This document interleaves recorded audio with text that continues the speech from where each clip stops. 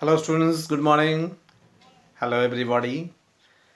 This is Pradip sir with another session of Arithmetic Progression from class 10 Mathematics. In the previous session, we have learned how to solve the situational problems based on arithmetic progression. So today also I shall continue with the same part, with the same topic, that is arithmetic progression and sum of n terms of an AP. We all know that the sum of n terms of an AP has a particular formula, and based on that formula we have solved few problems. Today I am going to show you some different types of problems which usually you can see in the exam paper, in the sample papers, and in the board exams also. So here is the question. The question is,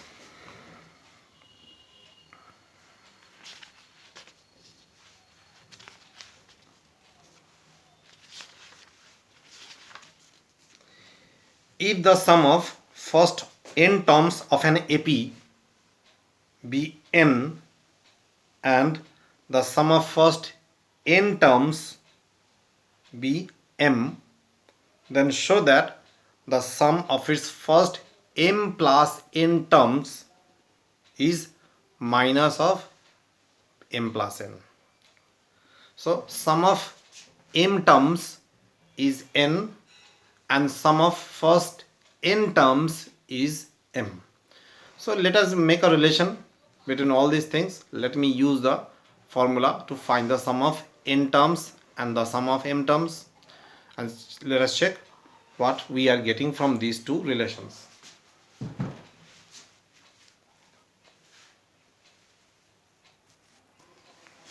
So here is the question. If the sum of first m terms of an AP be n, sum of first m terms is n. So here we can write Sm is equals to n, and the sum of its first n terms be m. So here I can write Sn is equals to n. Now let me take the first term as a and the common difference as d. So the formula for first m terms Sm is equals to m upon 2 bracket 2a plus m minus 1 d. This is equals to n. Similarly, the sum of first n terms is n by 2 2a plus n minus 1 d is equals to m. So here, first of all, let me simplify this bracket part. So I can take m here, m by 2 2a plus md minus d is equals to n. Similarly, n by 2 2a plus nd minus d is equals to m. Okay, just go through it. These are the basic things we have already learned. Sum of n terms, first m terms, this is the formula whose value is given as n, and the sum of first n terms, this is the formula whose value is given as m. Now let me multiply these two with n. So here we will get m 2a plus md minus d is equals to 2n, and here also I am multiplying these two with m. So n 2a plus nd minus d is equals to 2m. Let me make this as equation number 2, and this is equation number 1. Now what I have to do, I am going to subtract this equation 2 from 1. That is equation 1 minus equation 2. Okay. Subtracting equation 2 from 1, we get 2am minus n square d minus md, this left hand side minus the left hand side and right hand side minus the right hand side. So 2am minus m square d minus md minus this part minus 2an. Okay, first let me put bracket, it will be easy for you to understand. So this is the LHS of the first equation, this is the LHS of the second equation. So it will be 2an plus n square d minus md equals to 2n minus 2m. So equation 2 is subtracted from equation 1. So equation 1 LHS I have written first, then LHS of equation 2, and this is RHS of equation 1, and this is RHS of equation 2. Now after simplifying this, so it will be 2am plus this will be plus n square d minus md minus 2an minus n square d minus plus md is equals to 2. I have taken this n minus m. Okay. Now 2am minus 2an minus 2an plus m square d minus n square d. We have to arrange it properly. Minus md plus nd minus md plus nd equals to 2n minus m inside the bracket. So from these I can take 2a common, so it will be m minus n, 2a is common, plus here I can take d as common, so it will be m square minus n square d, and here I can take d common, so it will be m minus n d equals to, now see here we are getting m minus n, m square minus n, m minus n. So let me write this one also in the form of m minus n. So I have to take one minus sign common outside the bracket, so it will become m minus n.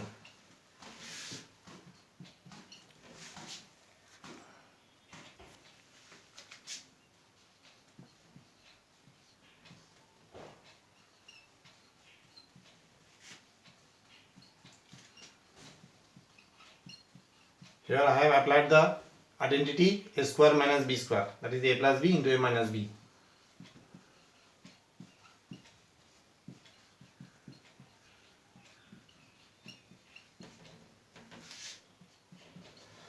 Now let me take m minus n common from all the terms, from both sides, LHS and RHS.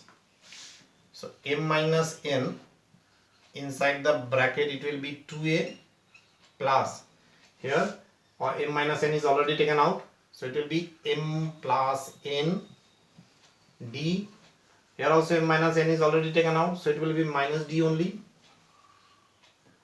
is equals to minus 2 m minus n.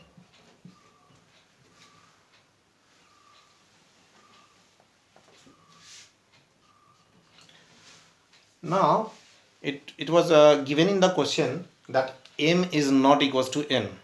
In other words, m minus n is not 0. So we can cancel m minus n from both sides.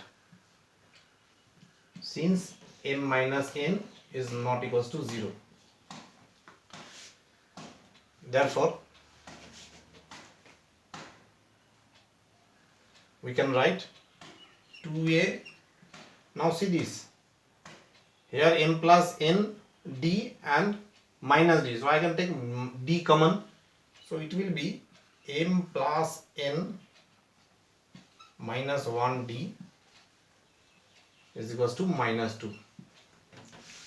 2a plus m plus n minus 1d is equals to minus 2. This is one of the equation. So we have got one equation. Now we have to find the value of sum of first m plus n terms. So let me use the formula.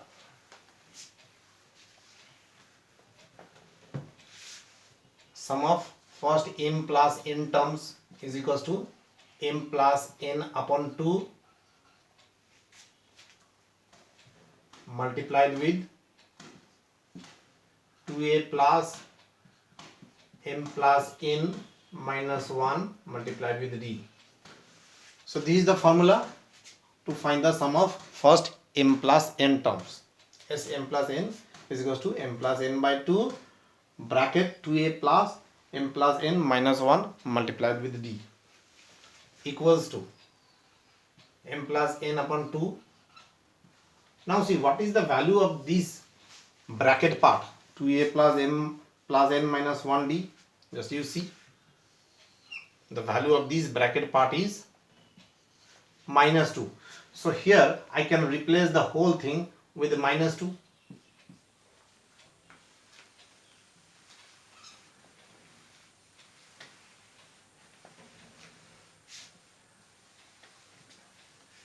Therefore, these two will be cancelled and we'll get the answer as minus of m plus n, and that is what we have to prove. Okay.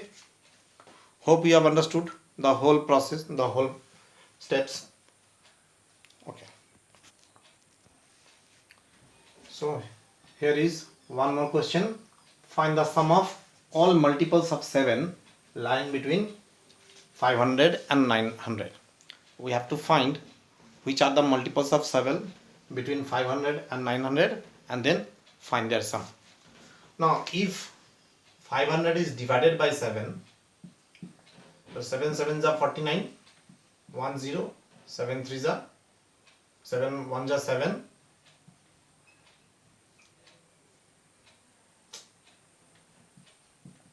so 3 is the remainder. Means it is quite clear that 500 is not divisible by 7.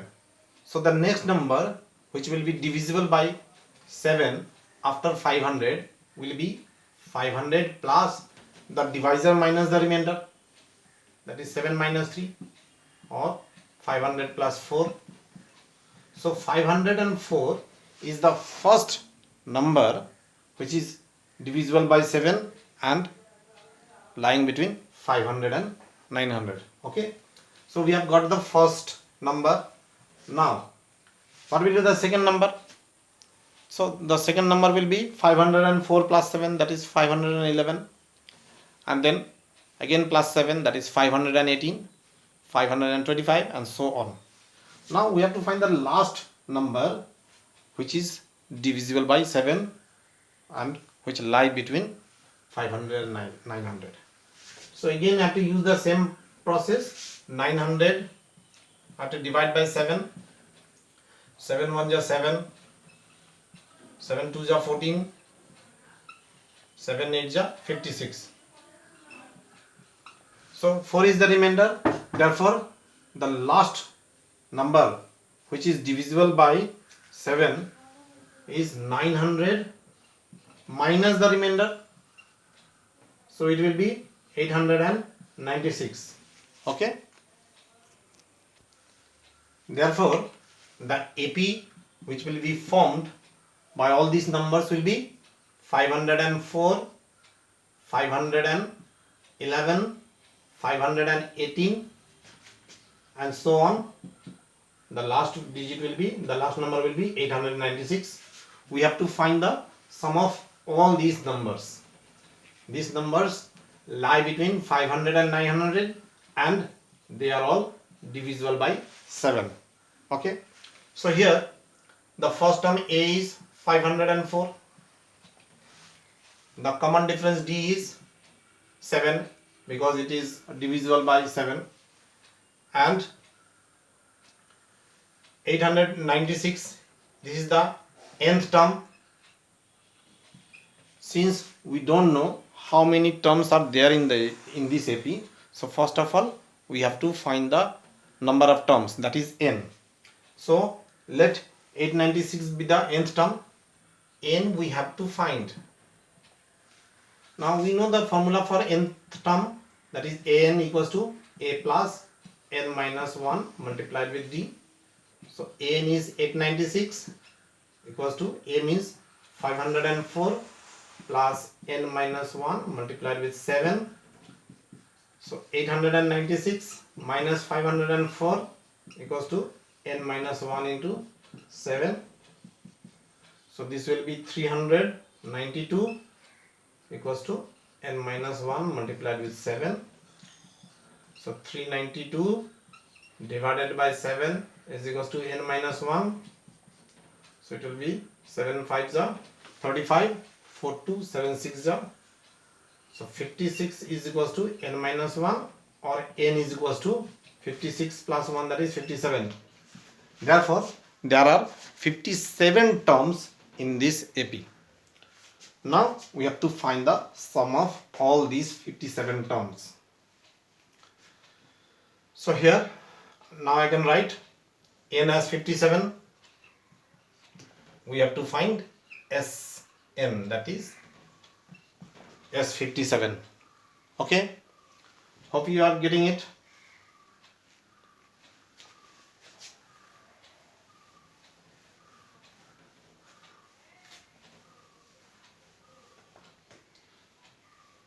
So Sn equals to n upon 2 bracket a plus l. I can use 896 as the last term, and then this formula is applicable for this AP also.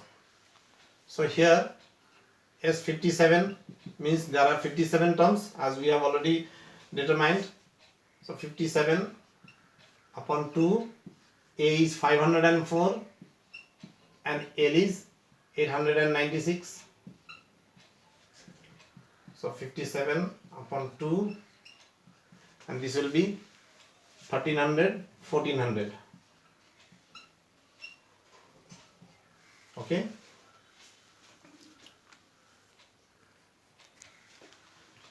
So it is cancelled. 7 sevens are 49. Balance 4. 7 fives are 35 plus 4, 39. 399 00. This is the answer. Okay. Therefore, the sum of all the multiples of 7 lying between 500 and 900 is 39900. Okay. So that much for the whole chapter, arithmetic progression. We have learned about the concepts, the theories, the formulas, and we have solved so many problems related to the nth term of an AP and sum of n terms of an AP. So by now I think you have got enough knowledge about the chapter, enough and so many things, the confidence also. So after this, try to solve some different types of question based on arithmetic progression. Select the questions from any other sources, the sample papers, board exam papers, net, and try to solve the problems, and I am confident enough that you can solve any problem related to this topic. So in the next class I shall return with another chapter. Till then you have to go on for practicing these sums as much as you can. Okay, so let us meet in the next class. Till then, goodbye, have a nice day.